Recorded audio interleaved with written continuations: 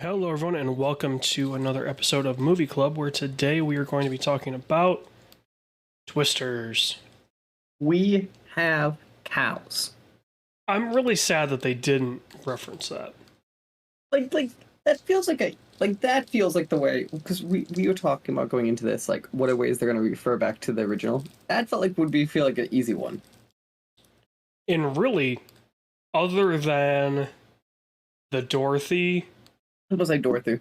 Muskogee State, and Tyler driving a Ram 2500. But like even then, they're just callouts. Dorothy's the only actual connection to the first one, Yeah. which is interesting to me. Well, the school is a connection as well, right? Yeah, I meant like it's a very direct one-to-one, like like that's why I find it like it is interesting how we are talking about a like just it's not a remake, it's not a sequel, it's just another thing from that universe, I guess. Like it's very interesting that way, except like I almost expect to be more of a remake once you realize it's not actually referencing the old stuff. Well, and that was the thing, like, when I was telling people I was going to see it, we were talking about, like, what is it? Like, is it a sequel? Or is one of the characters going to be the kid of, Right. One of the characters from the first one? How are they going to, what connection is it going to have to the 96 Twister? Basically none. Yeah. The Dorothy machine exists, I guess. Yeah. That's the only tie, right? Like, yeah. Direct tie to the movie. Yeah. But yeah, we were talking about Twisters. It just came out. It's currently as a box office, like at like 123 mil. It looks pretty safe. I would say that's gonna make its money back. Oh yeah, it should easily make its money back. So yeah, this film stars Glenn Powell, Daisy Edgar Jones, and Anthony Ramos. What did you kind of feel of this cast? I thought I was getting tired of Glenn Powell because he's been in literally everything. He is the male lead. Yeah, I don't mind him in this. I appreciate how like he feels like we haven't reached the limit yet, at least of like him, like the type of characters he can play. Well, I think part of it is like every time you think he's reached his limit, he does something like the Hitman. Mm-hmm. That's 100% different. So no, that's very very valid. What about okay? So controversially, I don't know if I've seen anything with Daisy Edgar Jones I've loved her in. She was okay in this. I mean, it's tough, right? Because you need a main character and you don't want it to be one of the Wranglers or one of the Chasers. Mm-hmm. So how do you kind of do it justice? And so I don't really see her as like the main character in this, even though she is. Mm-hmm. I see Glenn Powell's character as the main. I agree. Like that's very. I agree. And I think I don't know. I'm trying to think of how to describe Anthony Ramos's character. Like, he's the good guy that ends up being the bad guy. One of the Uncharted games had that. But he's not actually the bad guy. At the end of the day, he's still a good guy. Yeah, but she doesn't know that. She doesn't know what he's really in it for. No, that's fair. There's some unknown. Which I will say this. His the idea would work, right? The phaser ray radar stuff would work. But good God, can you imagine how expensive that would be? Yeah, because like, do they get destroyed every storm? I mean, you see the one take off. But like, and they say they can recover the data, so you assume the panel is dead. Yeah, because even they made a comment how they only have so much time. Yeah. Yeah, I mean, you think about, the whole idea is, oh, they're basically going to be working with insurance adjusters. Mm-hmm. Right. But which at first you're just like, whatever, but... Yeah. When he's first describing it, it's like, oh, well, we can learn and we can start to predict stuff. And I'm like, dude, you know, the thing that they will tell you in meteorology, you can't predict a storm. Mm-hmm. Right. Like there's some level you could be some level of like a higher chance, but there's not enough at all with any level of prediction. Yeah. And especially with something like a tornado that is so precise. Hurricanes you have a good chance of predicting because they're massive. Mm-hmm. And so they're only going to move so much, and it's really not that much. But a tornado can literally pop up anywhere. And yes, it would be nice if there was an easier or a better system to give forewarning and prediction. The problem is, other than having the entire United States covered in, like, basically radar cameras, Mm-hmm. you know, you can't easily predict that stuff. So, but yeah, his justification, I think, is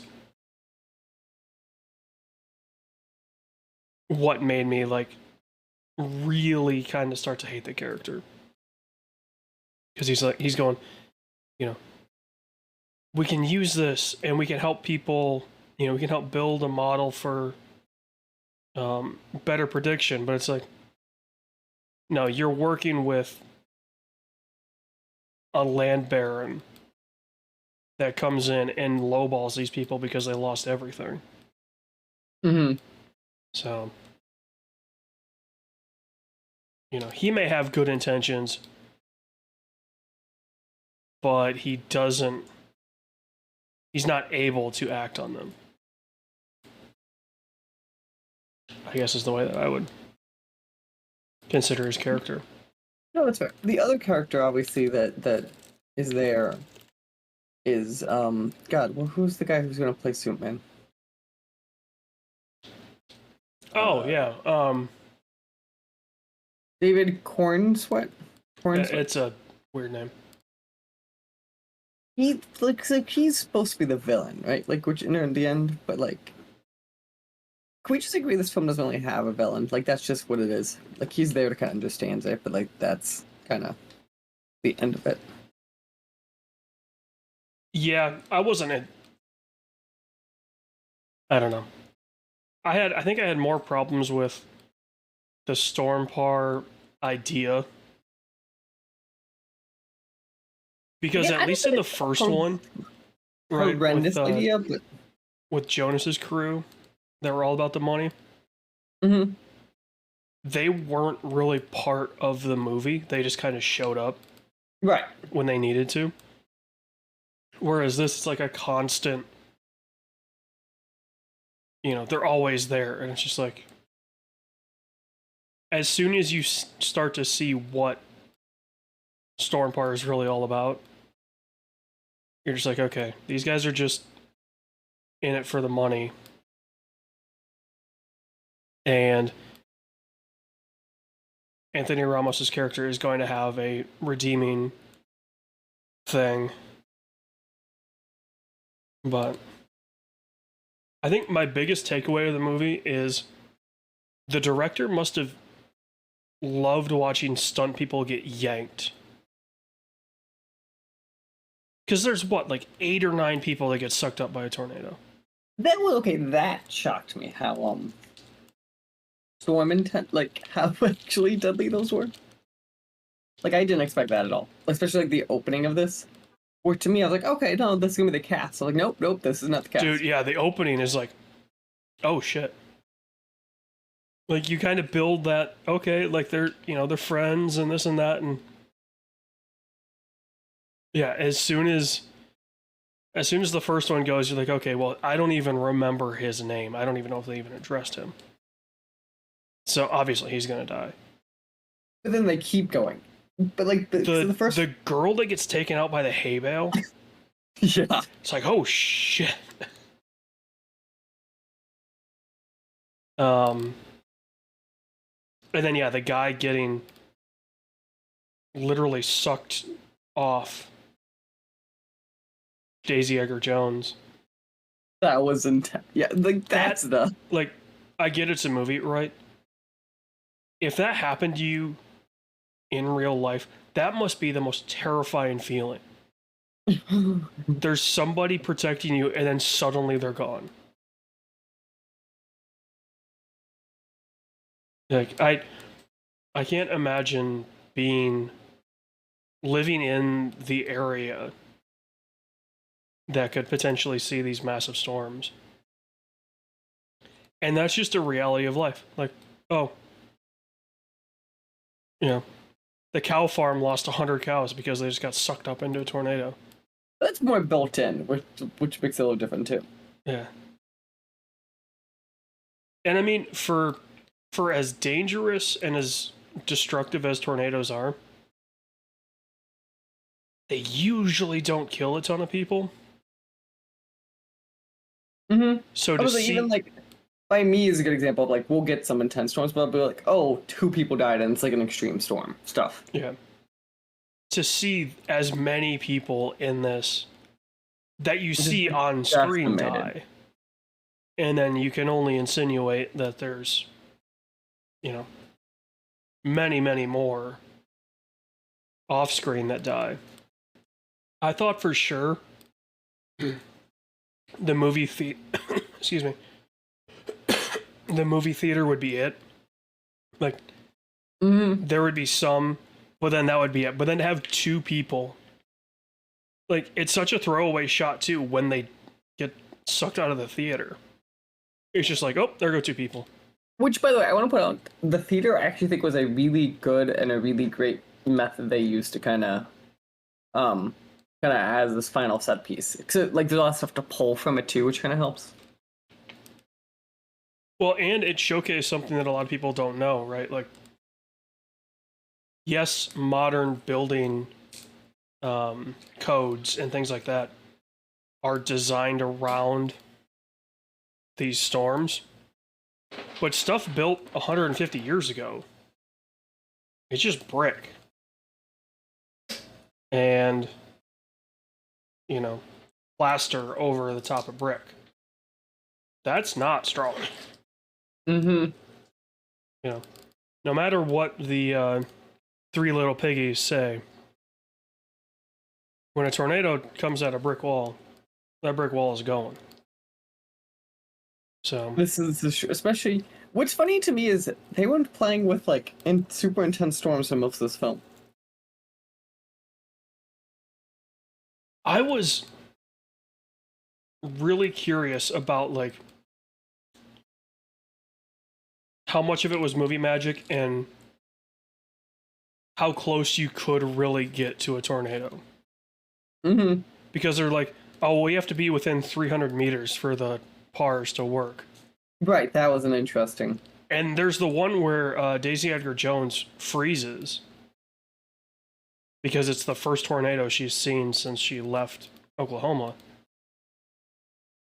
They look really close.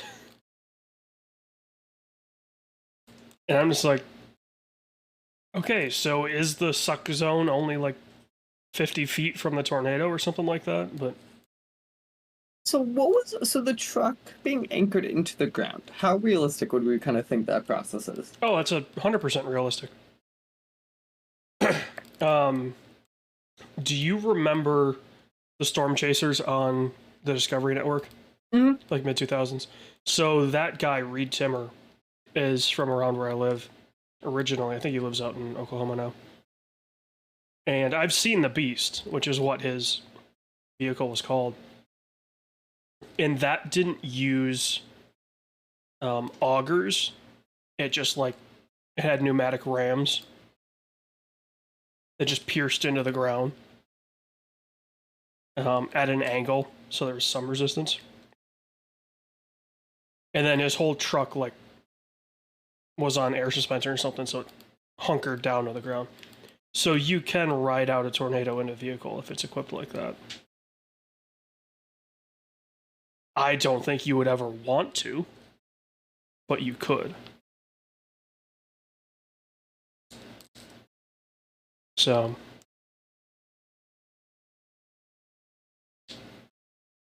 also, like, going back to the open, it showcased how quickly that stuff can get out of hand. Oh yeah. They're like, oh yeah, it looks like there's a tornado forming, and all of a sudden it's like, oh, it's a F5.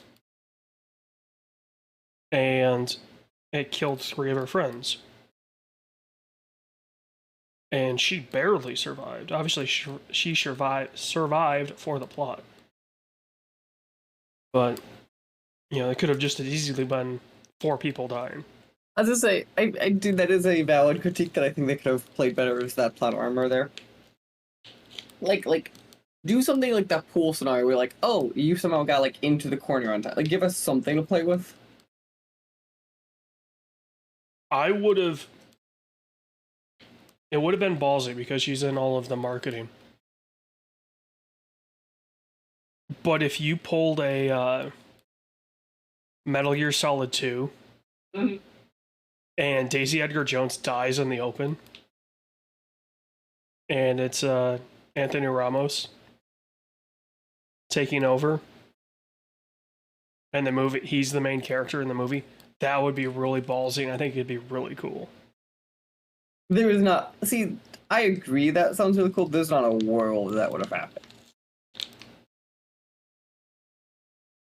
No, yeah, but no. As agree. I think. Would you agree though to say this is a, not even argue, this is a objectively fun film? Oh, it's fun. In fact, so I pulled up the soundtrack. First off, this soundtrack has 29 songs on it. Sheesh. I can't remember the last time there was a soundtrack that had more than 12 songs on it. That didn't also include like the orchestral stuff. And I mean, it's all country, which makes sense.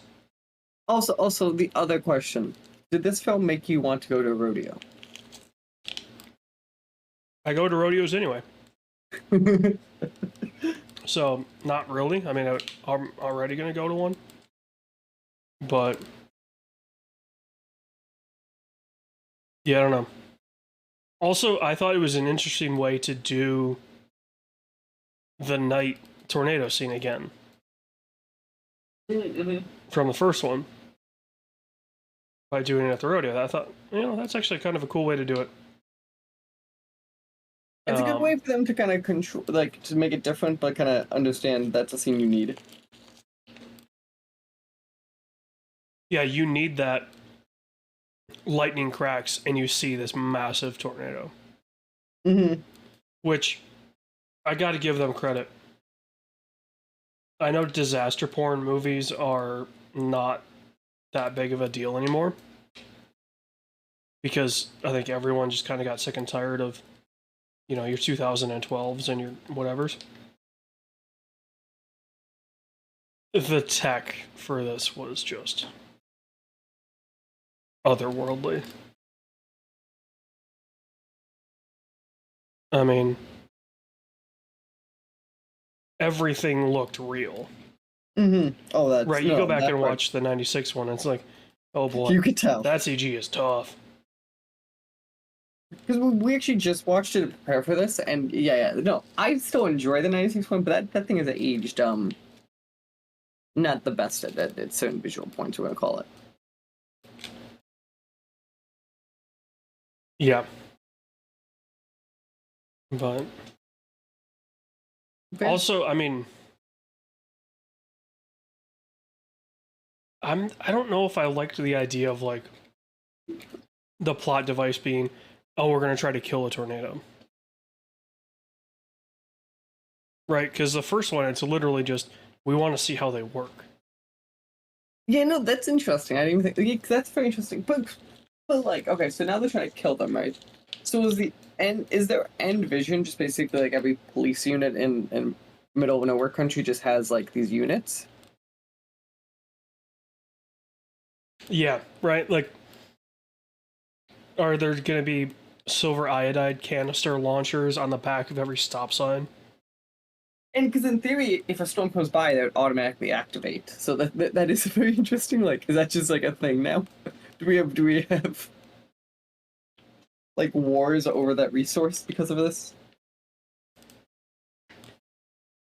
Well, and two, I mean,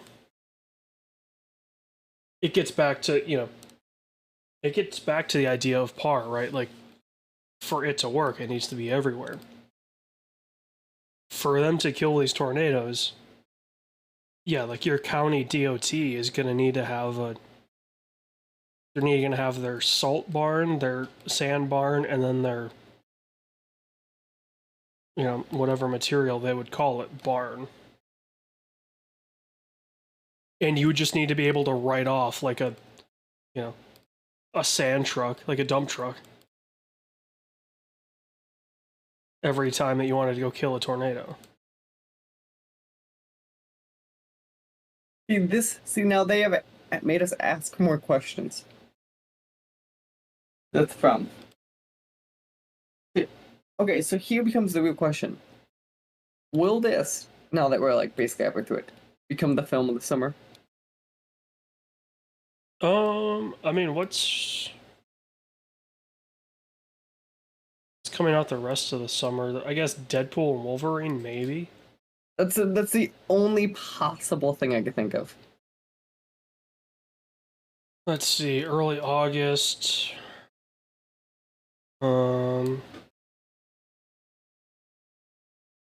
I think some people are still maybe banking on Borderlands being good.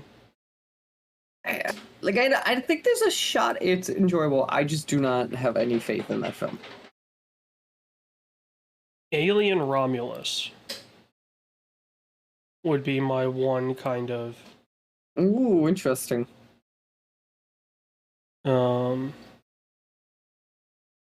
Obviously we have The Crow at the end of August.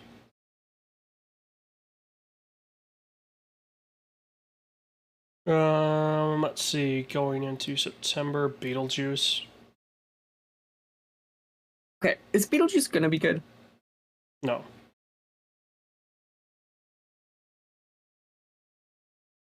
Okay, we'll go agree on that one. I think Wolves could be a really fun end of summer movie.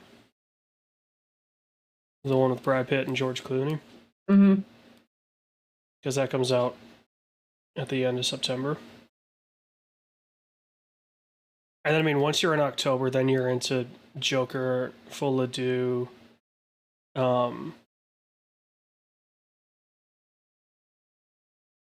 you're kind of out of summer. You're into horror movies. Which I gotta say, dude, the Smile 2 trailer in a Dolby theater is stupidly loud. Really? Yeah.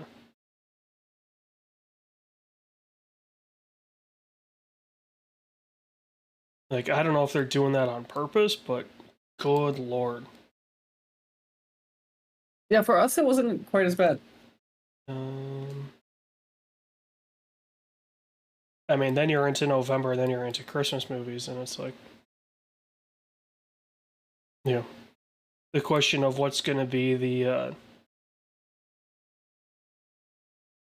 movie of the winter. Probably Moana 2, but that comes out at the end of November.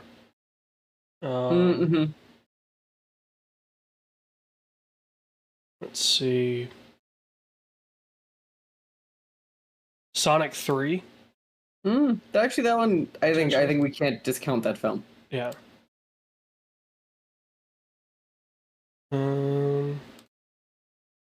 Yeah, and then you're into January, and it's like,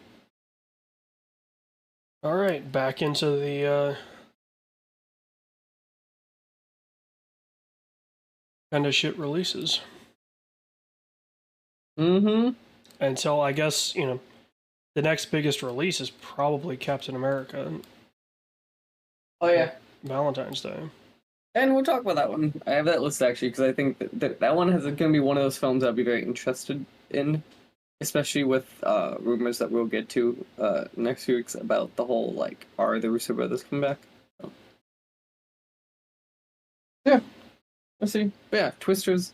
I think it's valid to say go check out in your local cinema. Honestly, It's a this is one of huge the- recommend. I mean, I would say also if you have 40X, this seems like one of the fun ones that I almost wish it just didn't work timing wise for us. I would look into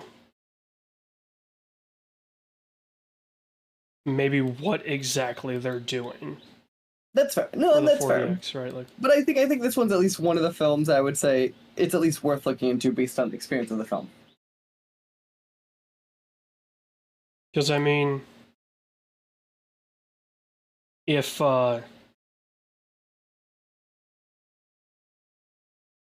they're doing, if they're not doing a ton, I don't know if you would benefit. If the difference would be that Immense. great over just like a Dolby or an IMAX experience. That's right. I do think if you get one of those better formats, so this is definitely a film that has some. It's visually there. I think the sound mixing's there. So Yeah, the sound mixing is great. you can actually hear them talking. Yeah, the introduction of Tyler, Glenn Powell's That is a character, good one. with Ain't No Love in Oklahoma from Luke Combs, which is kind of the movie's single off the soundtrack, the big one. Blaring was just one of those like, okay, yep, we're about to have a really good time. Again, as much as we keep saying we're gonna sick of him, right as of right now, I think we found our modern day movie star. Yeah. So we shall see. But yeah, we'll see you guys next time with a new show, some interviews, and then another movie club. Before we go, gotta ask, anything else you are seeing this upcoming week? Is Deadpool up your fancy? Not yet. Or anything else? I might wait to see